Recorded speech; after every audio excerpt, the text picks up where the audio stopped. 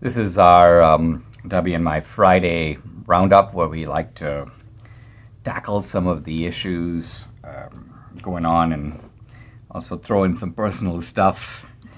And we were talking this morning about the kind of near miss in Chile. I think the reason I'm interested in Chile is because this is a prosperous country in South America. And it's prosperous because of markets. It's prosperous because of a explicit commitment to free market principles.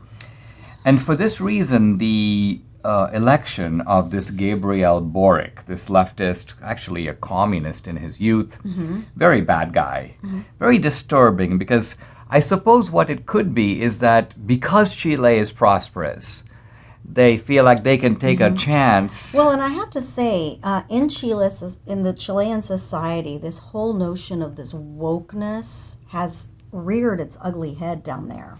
And so when he campaigned, he made the right-wing candidate, I can't remember his name right now, appear as a hateful, a xenophobic, didn't like indigenous people, didn't like, people of color. And so Jose Antonio Cast. Right, Cast. That's right. And so anyway, so that was kind of his. And immigrants. He hated immigrants. That was another thing. Very, very similar to the way that the Democrats behave in America. So he was testing the viability of this kind of woke politics. And I think one thing we have to say, and this is a little surprising perhaps, you might think that wokeness is an American phenomenon. We've had slavery in America, but there hasn't been slavery, for example, throughout Europe, or at least even if we go back historically, there were very few slaves in Europe. There are other countries that have been untouched by slavery, or at least the same South type America of did, though. South America did have slavery, of course, but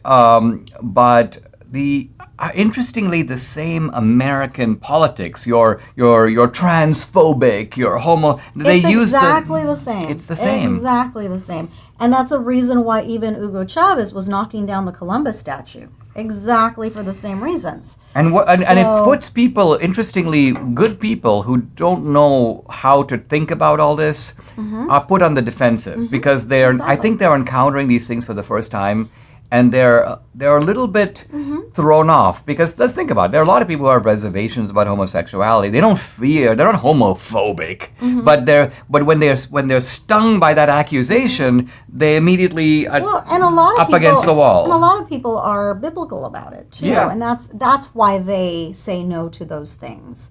Not so much because they don't like gays or whatever. And, people, I realize that. Yes. But now the thing about this though is that it looks like what happened with the Chileans is they went for this Boric guy, but then of course, as the left does, he went too far. He essentially rewrote the whole Constitution, making it a leftist document. This is like a dream document for Bernie Sanders, which is why Bernie Sanders endorsed it. Right. But the Chileans voted it down.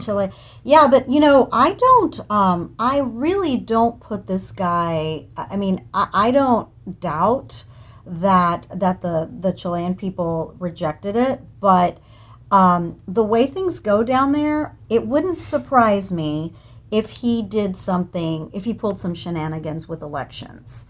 If he was like, goes the Hugo Chavez road. Goes the Hugo Chavez road, yes, and starts to rig all the elections. Because, again, this was kind of a surprise. And he may think to himself, hey, my agenda is not going to go through if I allow these people to actually vote for this agenda. And so that's what ends up happening is that the people don't actually vote for this agenda. They might fall for it initially, but then when they wake up and realize, hey, this is really bad for our country, this is going to create all kinds of issues with finances, with poverty, with crime, they wake up and then it's too late. I mean, the thing about, you have to realize that communists and Marxists don't really believe in elections. Marx didn't believe in elections. Their idea is to use elections as a mechanism to come to power. But once they do, and we see this, of course, in Venezuela, they do not hesitate to rig elections or even just to shut them down altogether. Right. Most socialist countries don't have elections. They don't. Or if they have They have a elections, farce of an election. they put on a staged They election. do. They pick all the candidates. They've got the whole outcome already prejudged and Yeah. predetermined. So you're saying I'm that saying that because this- they lost, they Yeah, might intensify their efforts Yeah, I'm to. saying he's probably thinking, what was I thinking? I actually did a real election? No. Never again. Never again. I think that's unfortunately what's going to happen in Chile.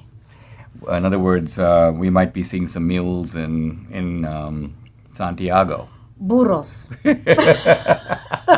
2,000 burros. Wow. Yes.